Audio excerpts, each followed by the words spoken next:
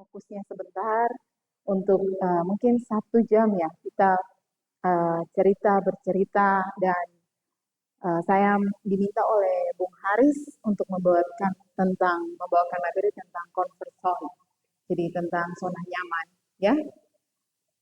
Mari kita berdoa sebelum kita berbicara lebih jauh. Tuhan, kami datang kepadamu dalam kerendahan hati, kami mohon sembunyikanlah kami di belakang salib-Mu, biarlah sinar Tuhan yang bernyala-nyala menerangi kami, berkatilah anak-Mu yang akan berbicara, agar kiranya kasih dan karunia Tuhan yang dipancarkan, bukan kegagahan kami, bukan kekuatan kami, tapi karena kasih dan karunia-Mu dan karena Engkau Tuhan yang memampukanku berdiri di sini, yang berbicara kepada anak-anak ini. Di dalam nama Tuhan Yesus kami berdoa, amin. Oke, saudara-saudara kekasih, ya, hari ini kita mau cerita sedikit tentang my comfort zone. Jadi kita semua punya comfort zone masing-masing, zona nyaman. Comfort, ya, nyaman bagi kita. Nyaman, hidup nyaman ya. Saya sudah tidak tahu Anda ini, tadi dalam perjalanan saya diantar suami dan suami saya bilang bahwa sebenarnya kita itu manusia yang hidup sudah diciptakan dalam zona nyaman.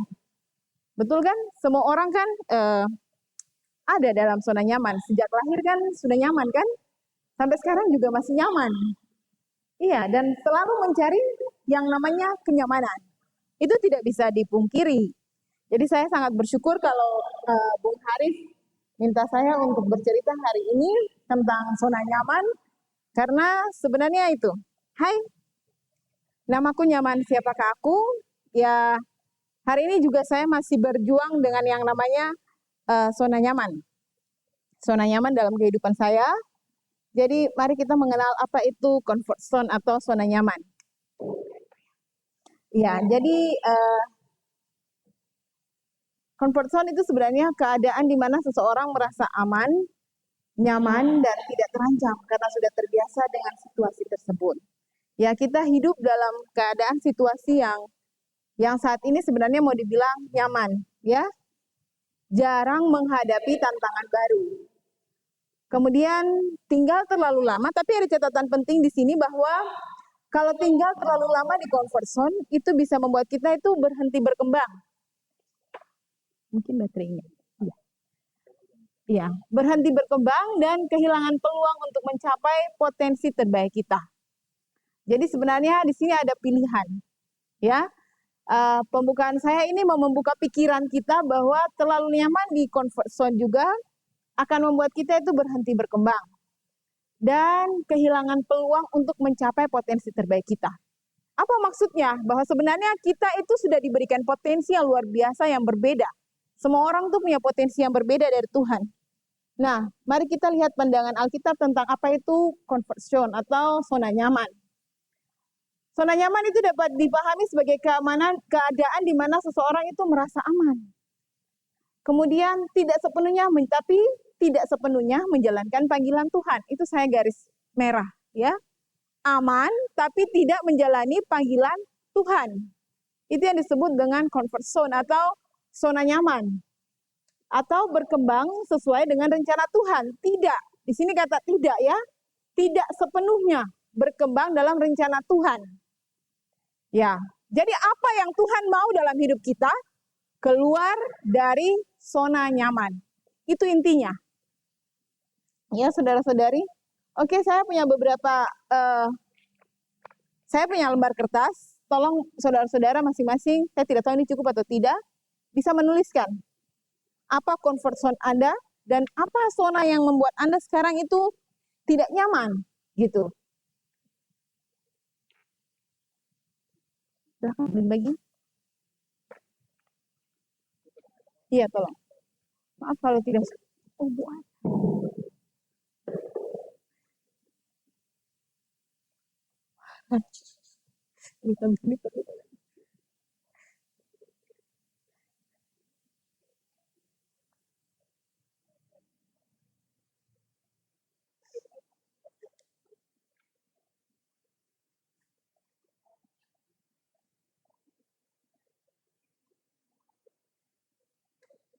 Iya, saudara-saudari bisa menulis. Kalau yang mungkin tidak kebagian kertas, mungkin ada buku penanya, silahkan diangkat. Kalau punya HP mau tulis, tapi tolong modenya mode terbang.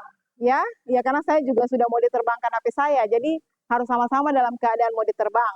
Itu cara Anda menghargai saya dan saya menghargai Anda. Oke. Jadi tolong ditulis di Anda punya note, mungkin di handphone Anda, atau di buku kertas Anda, apa zona nyaman dalam hidup Anda dan apa zona yang tidak nyaman dalam hidup Anda.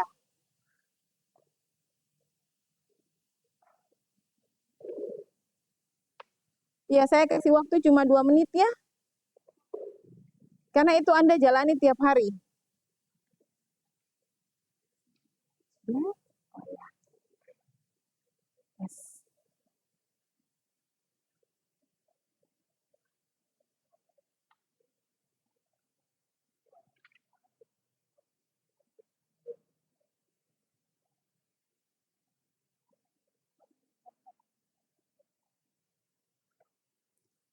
Waktunya saya 1 menit.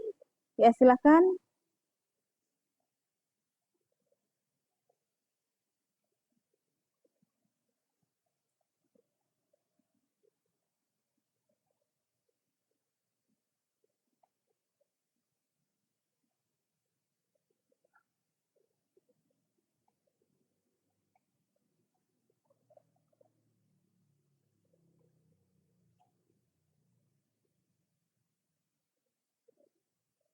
Zona nyaman itu ya situasi di mana Anda merasa aman. Ya kalau tidak nyaman ya berarti yang tidak aman, begitu. Dalam pandangan Anda. Ya.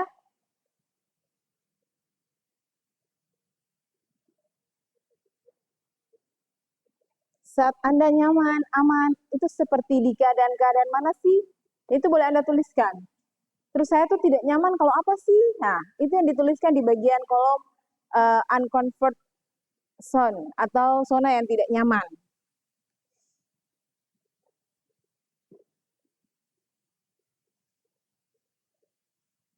Ya, waktunya habis. Terima kasih.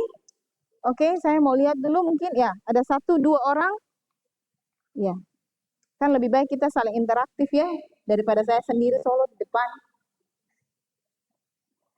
Wow, zona nyaman itu adalah tinggal di kamar dan tidur. Oke. Zona tidak nyamannya, ya belum ada. Berada di lingkungan yang toksik. Wah, ternyata dia tidak nyaman kalau ada lingkungan yang toksik. Kemudian ada lagi tidak nyaman jauh dari panggilan Tuhan. Wah, tidak nyaman jauh dari panggilan Tuhan. Nah, waktu yang berlebihan untuk sosmed. Oke, baik. Tetap ada, oke, untuk menulisnya boleh selesai dulu. Nanti masih ada aktivitas di bagian belakang. Halo. Ya, masih ada yang menulis soalnya. Bung, ya.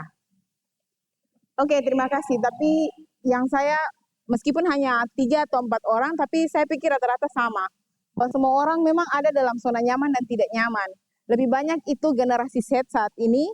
Kalau saya bilang, kalau ada saya coba kumpulkan beberapa pendapat bahwa zona nyamannya mahasiswa di generasi Z saat ini tuh, yaitu tergantung dengan teknologi tadi.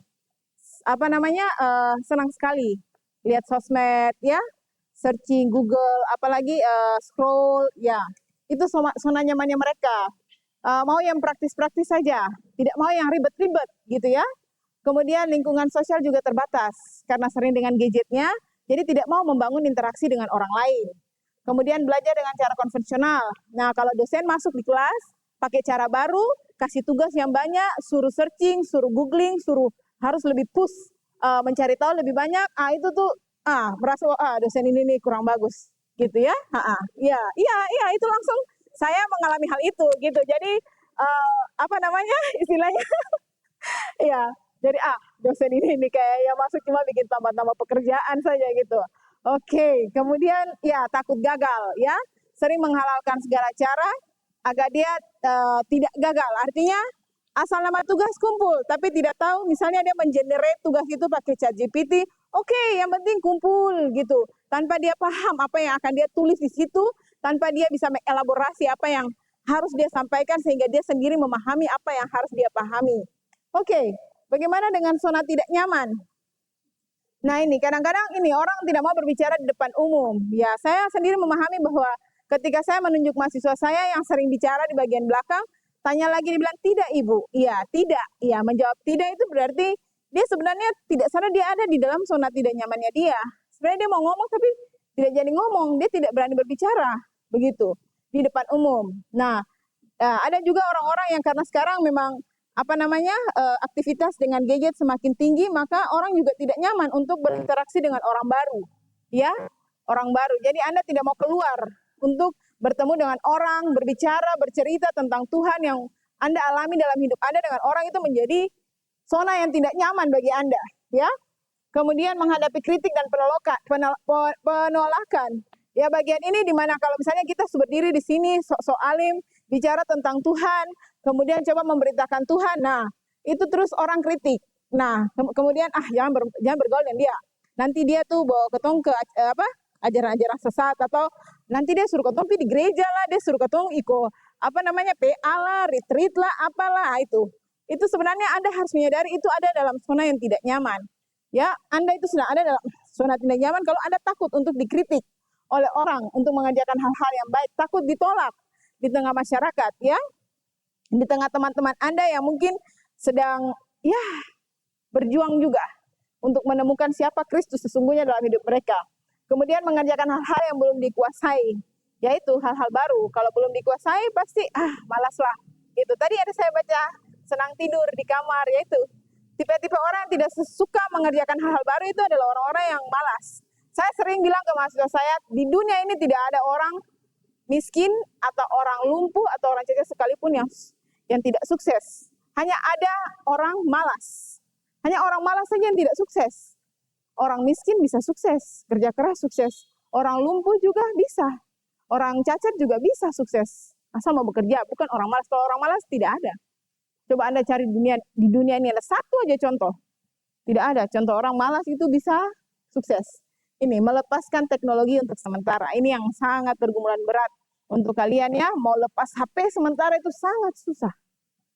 Susah, kayaknya hidup tuh sudah melekat dengan HP. Bangun pagi HP, mau tidur HP, ya ke sana HP, ke sini HP, melepaskan HP.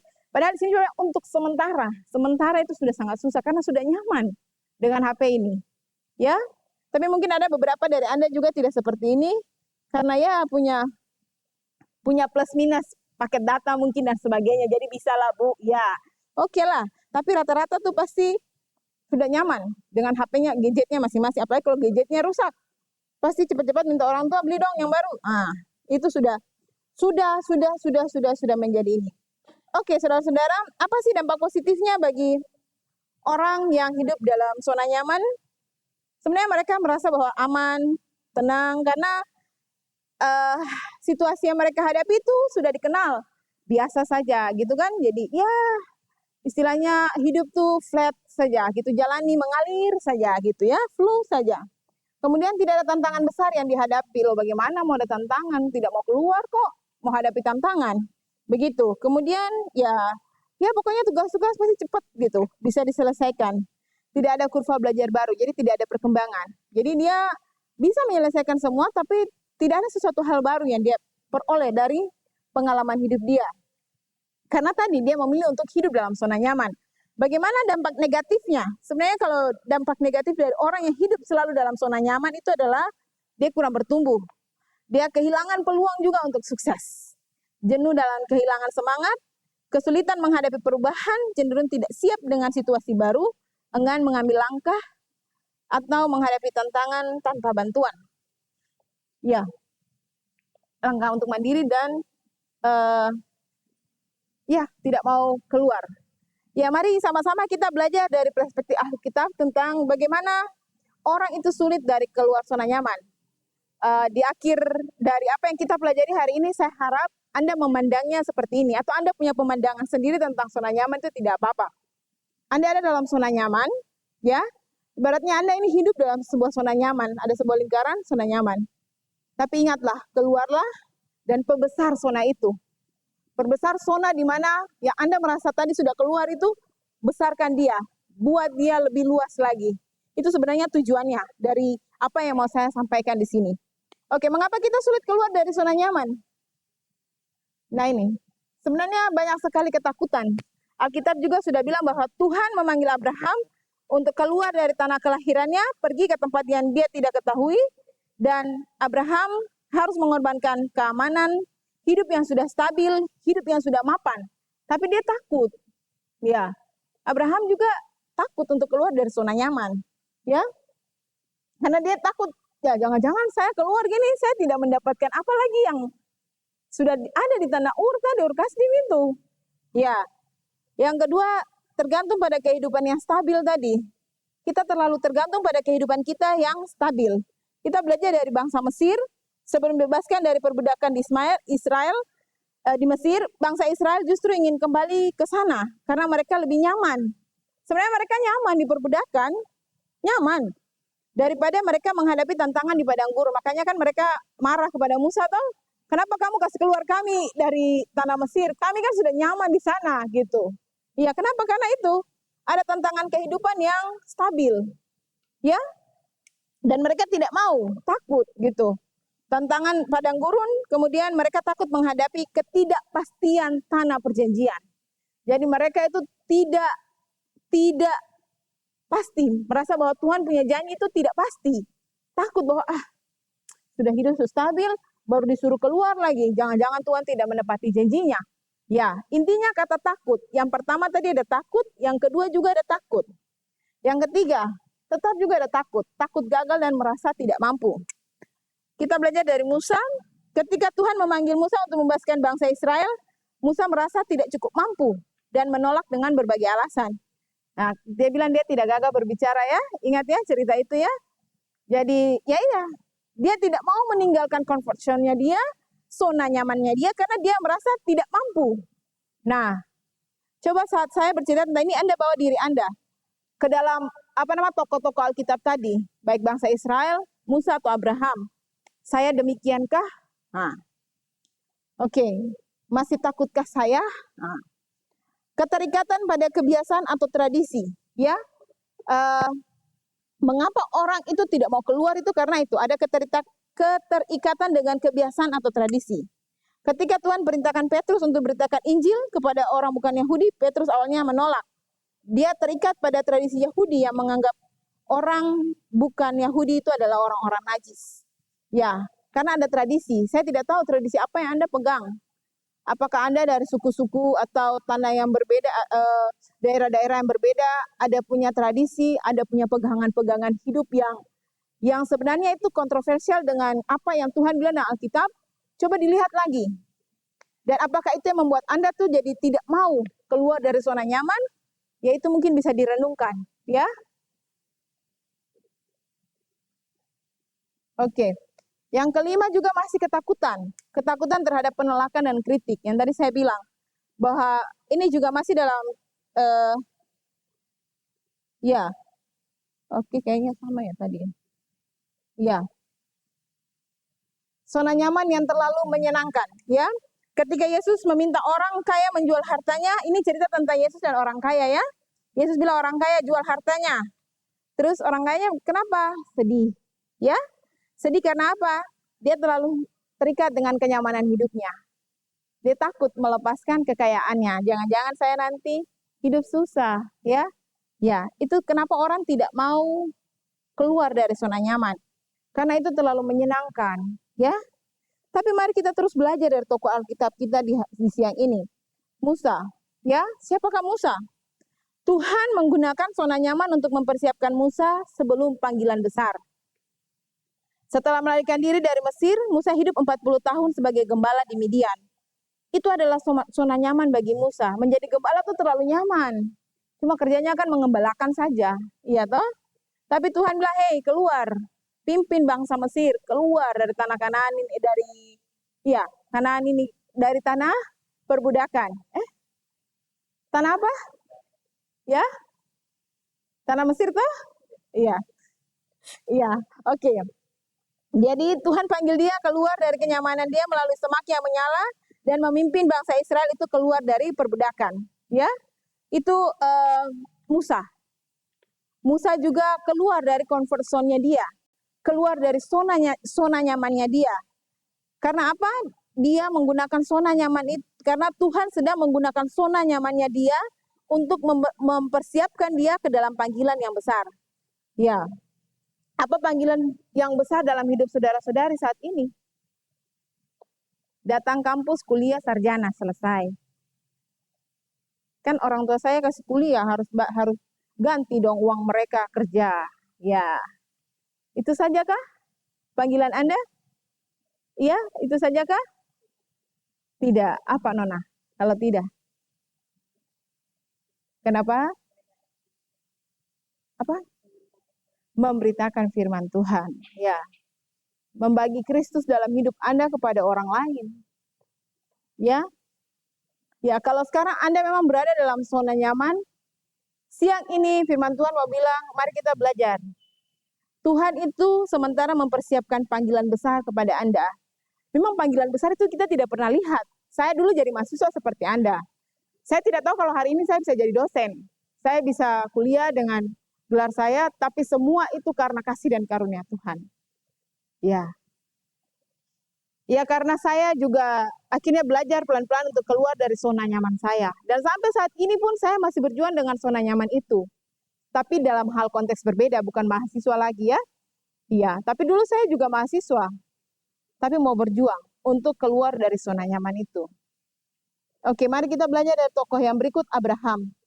Abraham ini dia tinggal di Ur Kasdim, tempat yang kaya dan nyaman. Tadi ya kita sudah bilang juga, sudah cerita di depan. Namun Tuhan memanggilnya untuk meninggalkan segalanya menuju tanah yang dijanjikan. Ya, belajarlah untuk meninggalkan kenyamanan dan menerima berkat yang lebih besar dari Tuhan. Ya, kalau berani pasti. Memang berkat yang besar itu kita tidak bisa melihat. Ya siapa yang pernah tahu rencangan Tuhan itu seperti apa? Imani dan imani, itu saja pekerjaan kita. Lakukan bagian kita, sisanya adalah pekerjaan Tuhan. Oke, mari kita belajar dengan Petrus. Makanya Abraham kan dibilang Bapak segala orang beriman. Karena memang dia hanya dengan iman saja. Beriman keluar dari Ur Kasdim itu, dan lihat apa yang Tuhan buat bagi dia. Petrus, ketika Yesus memanggil Petrus untuk berjalan atas air, Petrus juga meninggalkan rasa aman di perahu. Sebenarnya kan perahu itu aman ya. Ya kenapa mesti keluar dari perahu? Itu kan laut besar. Coba Anda bayangkan Anda disuruh keluar dari perahu. Lah laut besar itu bagaimana? Makan Anda sudah itu laut, mati dong ya. Iya kan? Perahu itu sebuah tempat yang nyaman. Ya, apa perahu dalam hidup Anda yang membuat Anda nyaman? Nah, ya dan sempat ragu mau keluar juga ragu-ragu. Tapi sebenarnya pengalaman itu mengajarkan Petrus untuk percaya bahwa kuasa Tuhan itu lebih besar. Ya, kuasa Tuhan. Apakah Petrus mati? Tidak toh. Tidak ada cerita yang bilang Petrus mati di laut karena Tuhan melepaskan dia atau karena dia tidak punya iman. Tidak kan? Ya. Jadi saat dia keluar dari tempat nyamannya dia melihat ada Tuhan yang penuh kuasa. Kemudian bangsa Israel di padang gurun tadi. Jika kita terlalu terikat pada kenyamanan, kita bisa kehilangan panggilan Tuhan yang besar. Ya, sadar atau tidak sadar, kalau kita terus terikat dengan zona nyaman kita, maka kita akan tidak pernah tahu Tuhan punya panggilan besar dalam hidup kita tuh apa. Karena apa ya, kita tetap di situ. Gitu, tidak berani mau keluar.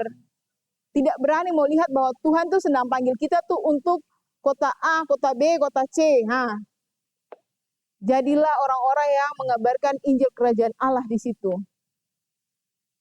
Setelah keluar dari Mesir, bangsa Israel sering kali merindukan zona nyaman mereka sebagai budak di Mesir. Karena ketidakpercayaan mereka, banyak yang tidak memasuki tanah perjanjian. Tidak percaya. Ya, tidak percaya. Dan akhirnya tidak masuk tanah perjanjian. Oke, Yosua. Ketika Yosua dipanggil untuk memimpin bangsa Israel ke tanah perjanjian, Tuhan berfirman, kuatkanlah dan teguhkanlah hatimu. Jangan takut dan janganlah gemetar. Sebab Tuhan Allahmu menyertai engkau kemanapun engkau pergi. Ini satu tokoh yang benar-benar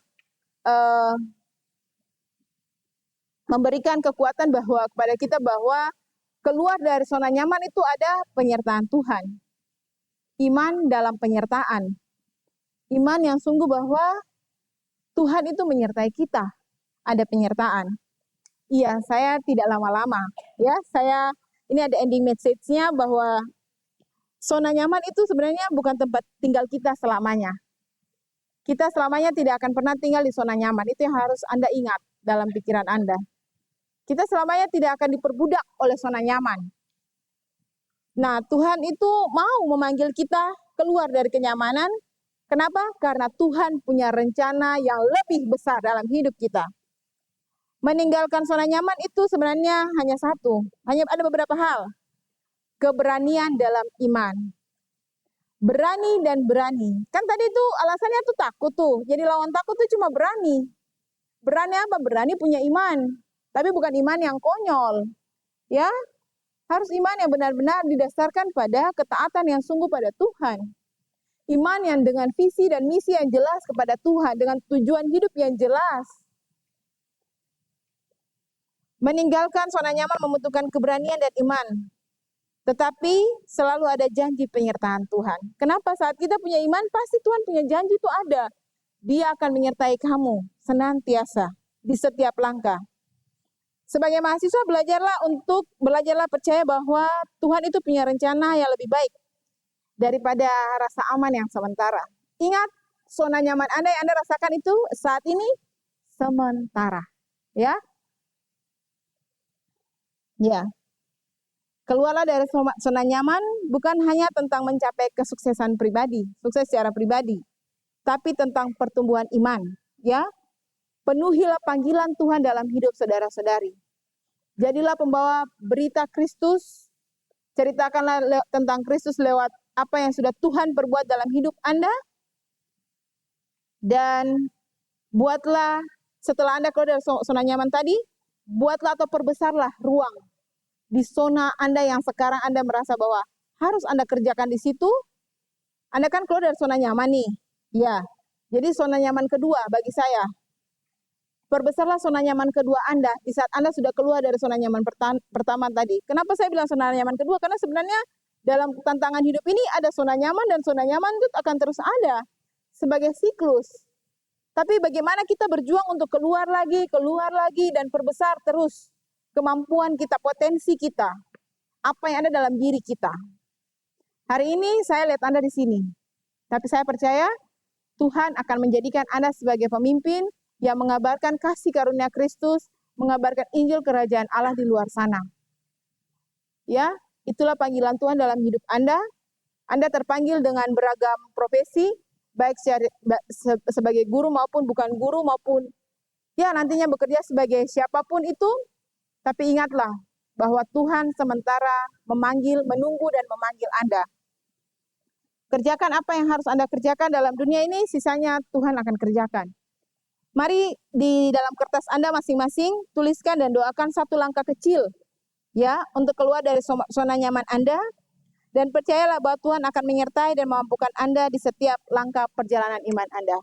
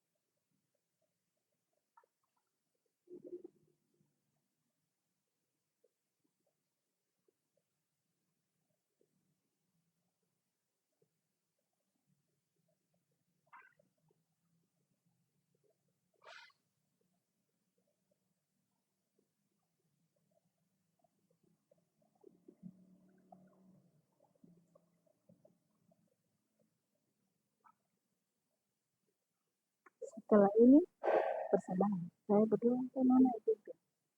Setelah ini betul. Ya kan?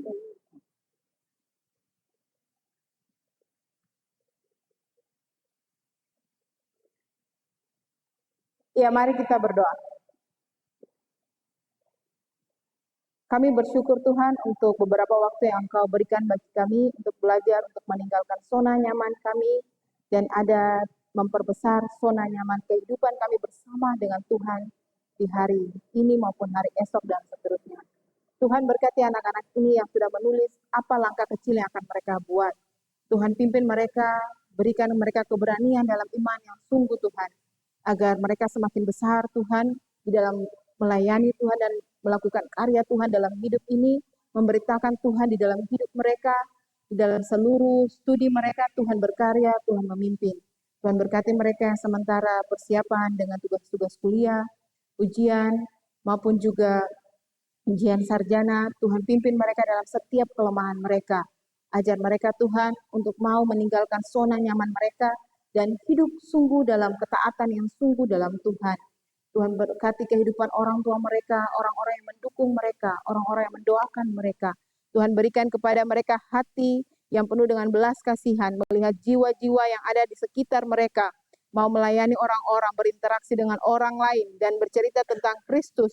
Bagaimana Tuhan memberikan mereka keberanian untuk berbicara dan mengabarkan Injil kasih Kristus kepada banyak orang yang mereka temui dalam setiap hari-hari hidup mereka. Di dalam nama Tuhan Yesus dan dalam segala kelemahan kami Tuhan, kami mohon kuasa dan kasih-Mu menjadi sempurna dalam hidup kami. Terima kasih Tuhan, dalam nama Tuhan Yesus kami berdoa dan mengucap syukur. Amin. Silakan Ona.